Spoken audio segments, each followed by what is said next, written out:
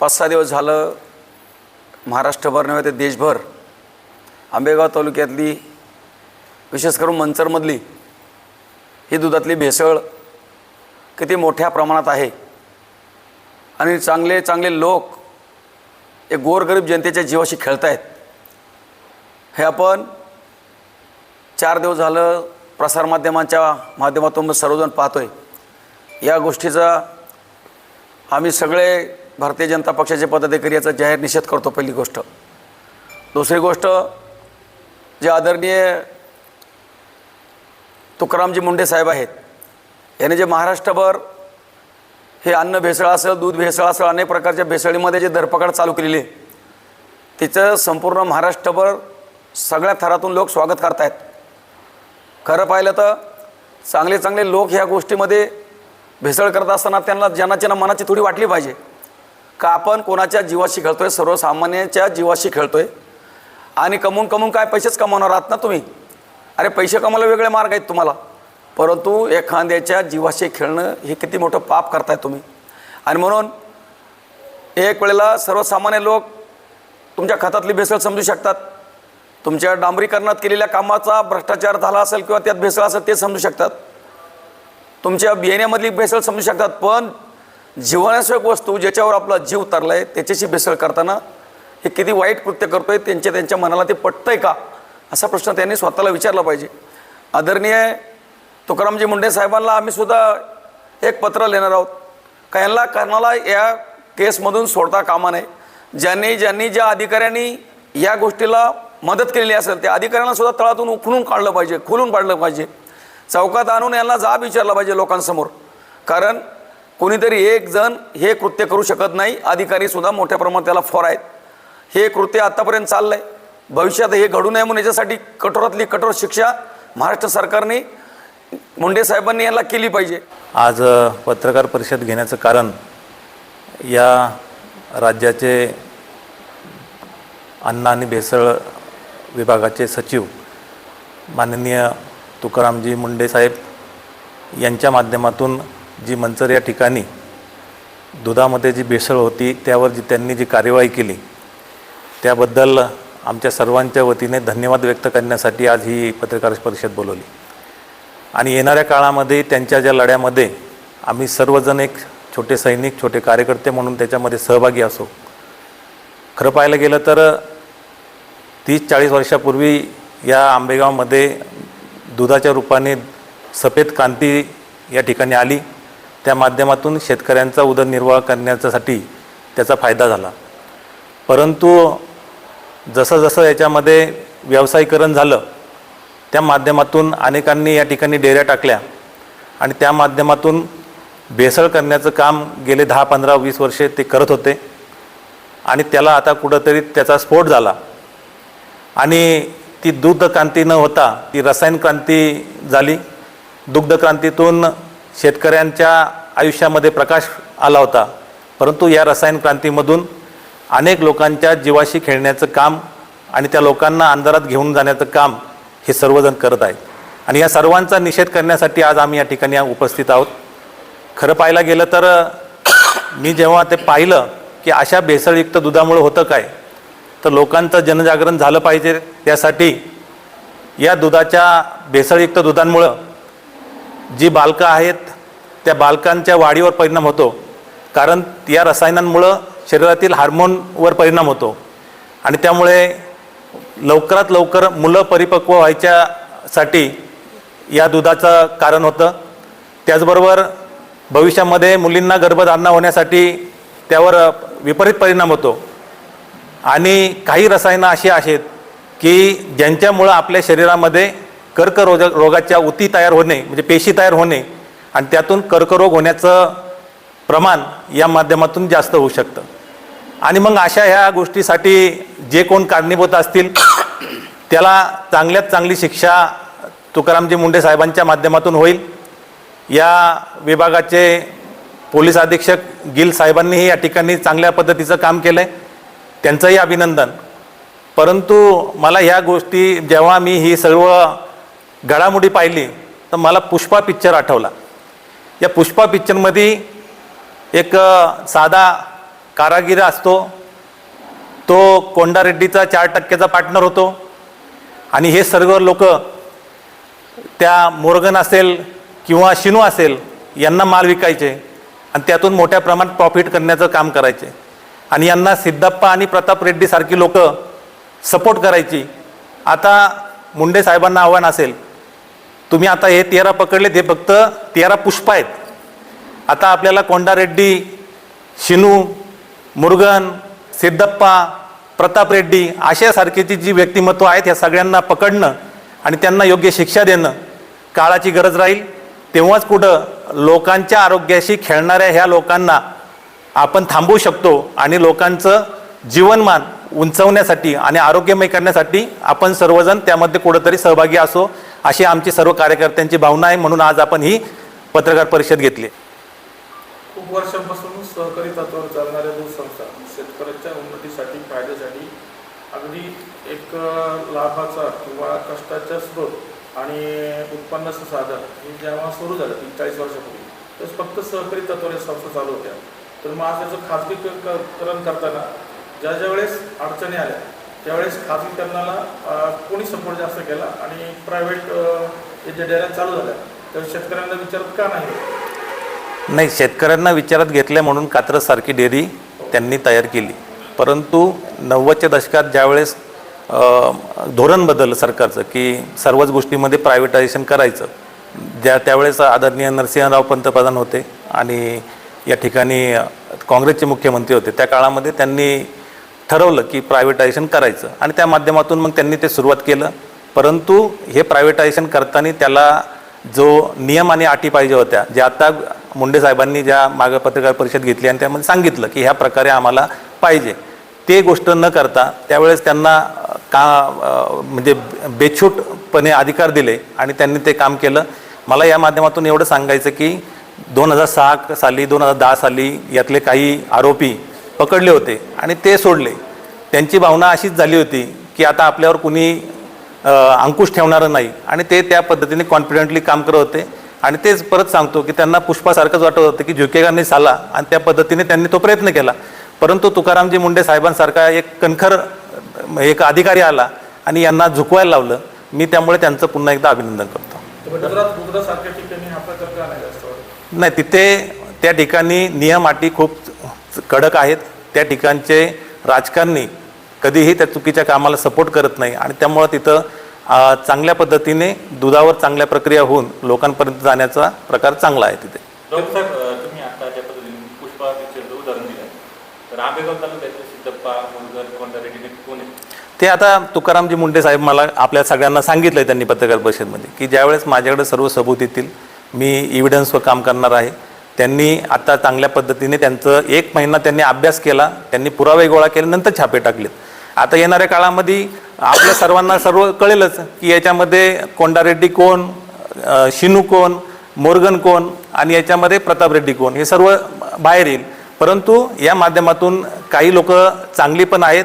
आमचे योगेश अण्णा टिळेकर यांनी याच्यामध्ये विधानसभेमध्ये प्रश्न मांडला आणि त्या माध्यमातून त्यांनी कात्रजसारख्या डेअरीवर प्रश्नचिन्ह उभारले. माझ्या मते कात्रजसारखी डेअरी पूर्ण बरखास्त करून त्यावर चांगल्या पद्धतीने त्याच्यावर काम करण्यासाठी चांगली लोकं गेली पाहिजे आणि लोकांना चांगल्या प्रकारचं दूध मिळालं पाहिजे.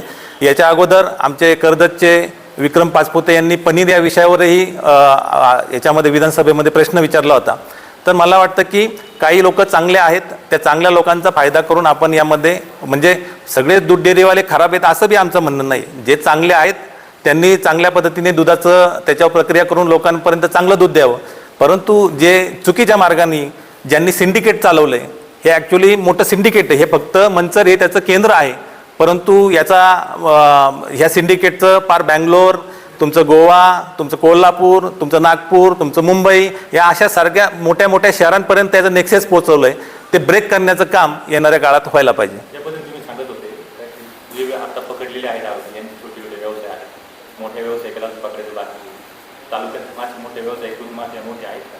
नाही, बघा मी काय पकडलं नाही आहेत ना, मी तुम्हाला ते सांगतो ना. आता आपल्या तालुक्यामध्ये अनेक डेअऱ्या तयार झालेल्या आहेत. पूर्वीच्या काळामध्ये ज्यांनी चांगलं काम केलं त्यांनी केलं, परंतु जेव्हा तुम्ही आता याची व्याप्ती पाहतात एवढ्या प्रकारचं मोठं रसायन, आता साधं उदाहरण सांगतो की आता जर सगळ्या डेअऱ्यांचं ऑडिट केलं तर दूध येण्याचं जे प्रमाण आहे सगळ्यांचं कमी झालं, 20-30% कमी झालं. याचा अर्थ काय? 30-1% आणि तेच तुकाराम मुंडे साहेब म्हणतायत की 30-1% भेसळयुक्त दूध आहे ते आता प्रत्येक डेअऱ्यांमध्ये यायचं कमी झालं आहे. आता खऱ्या अर्थानं शेतकऱ्याला याच्या माध्यमातून चांगला लाभ होईल. जो योग्य शेतकरी चांगल्या प्रतीचं दूध देतो आहे त्याला चांगल्या प्रतीचा त्याचा दर पण मिळेल. परंतु या ठिकाणी जे काही डेअऱ्यांनी चुकीचं काम करतायत, जे मोठे असो छोटे असो, तुमच्या मनातील आम्हाला माहिती आहे ते सर्व नावं जर ते चुकीचं असतील तर त्यांना शिक्षा झालीच. कालची सर्वपक्षीय बैठक झाली मार्केट यार्डमध्ये. तिथं बोलताना बऱ्याच राजकीय नेत्यांनी एका राजकीय पक्षाचा उल्लेख केला, पदाधिकाऱ्यांचा उल्लेख केला. जो तो राजकीय पक्ष आज तुमचा मित्रपक्ष आहे. ह्या सगळ्या सिंडिकेट मागून काही राजकीय पाठबळ वाटतंय का? दुसरा प्रश्न यालाच लागून की याच्यामध्ये प्रामाणिक शेतकरी बदनाम होते आणि आम्ही तालुका बदनाम होतोय का? शेतकरी बदनाम ह्याच्यात कुठलंच काही कारण नाही. मुळात हे सगळं चाललंय त्याचं खरं दूध तयार करणारा हा काबाड कष्टकरी शेतकरी आहे. मुद्दा दुसरा आहे, याचं राजकीय भांडवल करायचं काहीच कारण नाही आहे. मुळात होतंय काय का राजकीय लोक याचं राजकारण करतात. सर्वसामान्यांना त्याच्याशी काही तुमच्या पक्षाशी घेणं देणं अजिबात नाही. दुधात भेसळ झाली ह्याच्यातून मोठा स्फोट झालेला आहे आणि शेवटच्या माणसापर्यंत शेतकऱ्यापर्यंत गवळ्यापर्यंत हे पोचलेलं आहे. हे काय प्रकरण, हे किती पेटलेलं आहे, हे पेटलेलं आहे. याच्यामध्ये ज्यांनी भेसळ केली ते याच्यात जळालीच पाहिजेत. कोणी याच्यात वाचता कामा नये. लहान असो मोठा असो अतिमोठा असो, ज्यांनी भ्रष्टाचार केला भेसळ केली त्यांना शिक्षा ही झालीच पाहिजे. तर सर्वसामान्य शेतकऱ्याला याच्यात न्याय मिळू शकतो. राजकारण करायचा विषयच काय? कशासाठी राजकारण करायचं? राजकारणाला वेगळे स्टेज आहेत, वेगळे प्रसंग आहेत. निवडणूक आहे त्यावेळेला प्रचंड मोठं राजकारण तुम्ही जरूर करा, पोटाला तो अधिकार आहे. परंतु या वेळेत राजकारण कोणीही करू नये, करण्याचा प्रयत्न करू नये. कारण दुधात भेसळ म्हणजे जीवाशी खेळायचा प्रयत्न. ज्यांनी आगोरा खेळ केला त्यांना कायद्यानं ठेचूनच काढलं पाहिजे. आता संदीप लोढा जो आहे 2 नंबरचा आरोपी, तो सगळा फॉर्म्युला सगळ्यांना देत होता. मग संदीप लोढावरती एक गुन्हा दाखल होता, त्यातून तो निर्दोषमुक्त झाला आणि आमच्या प्राथमिक माहितीनुसार अजून 2 गुन्हे दाखल या संदर्भातले. मग संदीप लोढा हा सारा ह्याच्यामधले होता का? आणि ह्याच्यावरती स्थानिक म्हणून तुमची भूमिका काय असेल, एक तालुक्याचे प्रतिनिधी म्हणून? आमचं तर प्रामाणिक मत आहे, मुंडे साहेबांच्या पाठीमागं सरकार खंबीरपणे उभं आहे. संदीप लोढा असो अजून कोणी लोढा असो, ज्यांनी चूक केली ज्यांनी गुन्हा केला त्याला ही जबरदस्त शिक्षा झालीच पाहिजे. याच्यामध्ये तो कुठल्याही पक्षाचा असो, भाजपचा असो, राष्ट्रवादीचा असो, सेनेचा असो, काँग्रेसचा असो, याच्या पाठीमागं कोणी उभं राहता कामा नये. अशा लोकांना सपोर्ट करून कोणी जर करत असेल तर त्याच्यावर सुद्धा आम्ही वेगळा पवित्र घेण्याच्या तयारीत आहे. आता तुम्ही ज्या पद्धतीने म्हणले का या गोष्टीमध्ये राजकारण होणं महत्त्वाचं नाही, महत्त्वाचं म्हणजे आरोपीमुळे कारवाई होणं, त्यांना शिक्षा होणं. असं होतं असताना तालुक्यामध्ये कुठेतरी त्या डेअरी जे काही आरोपी आहेत त्यांचे फोटो आणि कुठेतरी राष्ट्रवादीच्या नेत्यांचे फोटो एकत्र करून ते कुठेतरी सोशल मीडियावर फिरवले जात आहेत. राष्ट्रवादी काँग्रेस पक्षाचे नेत्याचे जोडून ते कुठं चुकीचं चालले असं वाटत नाही? हे बा, फोटो कुठल्या प्रसंगाचा आहे? पहिली बाब, समजा एखाद्या सुखदुःखाचा प्रसंग असेल, लग्नामध्ये किती मोठा नेता असेल त्याच्या मागे कोणी येऊन उभा राहू शकतो, ते फोटो कॅच करून ते प्रसारित होऊ शकतात. त्याचा अर्थ आपल्याला तसा लावता येणार नाही. परंतु खरोखरच त्यांचे जर ह्या भेसळयुक्त लोकांचे संबंध असतील त्याची सुद्धा चौकशी होणं गरजेचं आहे. कारण गर्दीमध्ये कोणाचा फोटो कोणासोबत लावून ते काढता येतो, तो प्रसारित करता येतो. आणि चुकीच्या गोष्टीला जर कोणी नेता समर्थन करीत असेल तर नेत्यावर कारवाई का होऊ नये? आरोपी पदाधिकारी आहेत असे कुठं लिहिलं जातं त्याच्यामध्ये. पदाधिकारी जरी असेल आणि तो खरोखर जर ह्या गुन्ह्यात असेल तर त्याला काय शिक्षा होऊ नये? त्याला शिक्षा झालीच पाहिजे, कुठल्याही पक्षाचा असो. प्राथमिक माहितीमध्ये हे 2-3 वर्ष हा प्रकार चालू आहे. ही 2-3 वर्ष त्यांना राजकीय पाठबळ मिळत होतं का? हे का कायद्याच्या तावडीतून सुटत होतं? पाठबळ मिळत असल्याशिवाय कोणी हे कृत्य करू शकत नाही. हे तुम्हाला आम्हाला सर्वांना माहिती आहे, संपूर्ण पुणे जिल्ह्याला कळलंय का याच्यामध्ये कोण कोणाच्या पाठीमागं उभा आहे हे सगळ्यांना माहिती. फक्त पुराव्यांशी समोर येऊ द्या, आम्ही त्याची नावं घेऊ शकतो. आपल्या हातात जर पुरावा नसेल, काहीच जर आपल्या हातात आलं नसेल तर आपण ते बोलणं उचित नाही. मग आपल्या जवळचा असो, आपल्या पार्टीचा असो किंवा आपल्या रक्ताचा असो, आपल्या हातात जर सबळ पुरावा आला तर त्याचा आपण उच्चार करायला घाबरणार नाही. तेवढी ताकद आमच्यामध्ये आहे. आमच्याकडे कागदोपत्री जर सबळ पुरावा आला तर आम्ही त्याच्या नावाचा उल्लेख 100% करणार.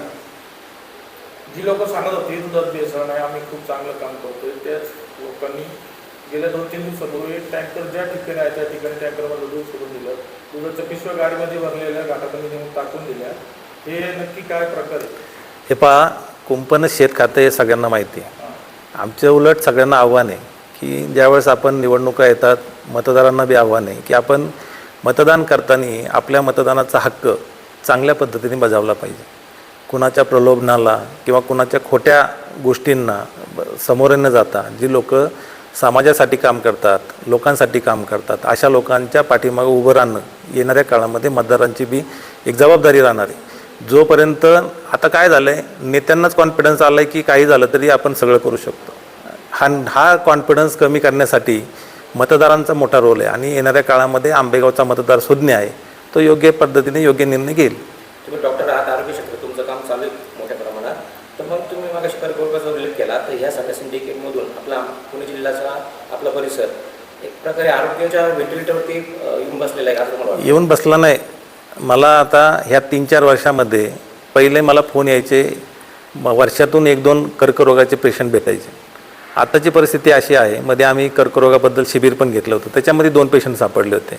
असे महिन्याला कर्करोग डायग्नोस होण्याचं प्रमाण म्हणजे किमान माझ्या माहितीनुसार आपल्या आंबेगाव तालुक्यामध्ये 8 ते 9 लोकांना कर्करोग डायग्नोस होतो ह्या एका महिन्यामध्ये. म्हणजे असे याचं प्रमाण हे दुर्मिळ असायचं. जुन्या काळी असं चुकून एखाद्याला रक्ताचा कॅन्सर व्हायचा, परंतु आता अशी परिस्थिती आहे, लहान मुलगा असो, निर्व्यसनी असो आणि चांगल्या पद्धतीचं घरचं खाणारा जरी असला तरी त्याला कर्करोग होतो. तर त्याची ही कारणं, असं एक घर नाही की ज्याचं दूध वापरत नाही, प्रत्येक घरामध्ये दुधाचा वापर असतो. त्यामुळं येणाऱ्या काळामध्ये नागरिकांनीही थोडंसं सावध राहिलं पाहिजे आणि चांगल्या पद्धतीचं दूध कुठून मिळते त्या पद्धतीने त्यांना तिथूनच दूध घेतलं पाहिजे. अन्न सुरक्षाचे जे विधेयक आहे त्याच्यामध्ये जी कलमाऐवजी या आरोपीवरती मनुष्यवधाची कलम लावावीत का, जेणेकरून तुमची जीवितहानी झाली असेल यामागची. नक्कीच आता काय आहे, जोपर्यंत कायदे चांगले कडक होते नाहीत आणि त्याची अंमलबजावणी जोपर्यंत चांगल्या पद्धतीने होत नाही तोपर्यंत ह्या अशा गोष्टी होत राहणार. हे लोक पुन्हा जामिनावर सुटून येणार आणि पुन्हा हे रॅकेट चालू राहणार. हे थांबण्यासाठी आपल्याला चांगले कायदे तयार करून त्याची अंमलबजावणी चांगली करणे गरजेचं आहे. माझं तर वैयक्तिक मत आहे, जसं UPमध्ये भ्रष्टाचारी, गुंडागिरी, दहशत ह्यांची धिंड चौकातून काढली जाते, महाराष्ट्र सरकारने सुद्धा ह्याच्यात थोडा कायद्यात बदल केला पाहिजे. जे असले भेसळयुक्त धंदे करत असतील, दहशत माजवत असतील, भाईगिरी करत असतील, यांची धिंड चौकातून काढली पाहिजे, जेणेकरून सर्वसामान्य लोकांना तो एक आधार वाटेल का सरकार सुद्धा इतकी कडक कारवाई करत असेल, पुन्हा कोणाची हिंमत होणार नाही अशी भेसळ करायची, दहशत माजवायची, दादागिरी करायची. जर चौकातून अशा लोकांची धिंड काढली ना तर परत यांची हिंमत व्हायची नाही असले धंदे करायला लोकांच्या समोर येऊन. तुम्ही उत्तर प्रदेशचा उल्लेख केला, योग्य पॅटर्न राबवा का, घरावरती बुलडोजर चालवणे असेल किंवा UAP कायद्याला यांच्यावरती लावणे असेल, अशी काही मागणी पक्षातर्फे करण्यात येईल का? करू 100%. महाराष्ट्रातून नाही, देशातून उत्तर प्रदेशातल्या योगीजींचं कौतुक का होत आहे तर कायदा कडक आहे, त्याच्यापेक्षा अंमलबजावणी जास्त कडक आहे. महाराष्ट्रातले कायदे कडक आहेत परंतु अंमलबजावणी उत्तर प्रदेशसारखी कडक होत नाही, म्हणून लोकांना त्याच्यात फावलं जात आहे.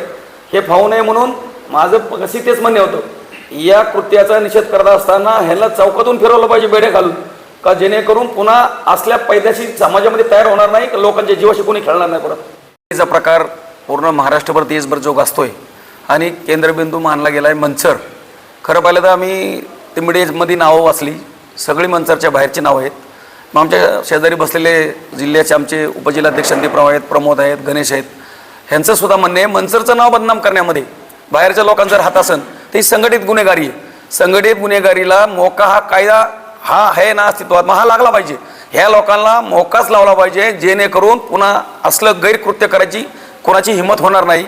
कारण आम्ही भारतीय जनता पार्टी सगळे पदाधिकारी एक पत्र आदरणीय मुख्यमंत्री साहेबांना देणार आहे.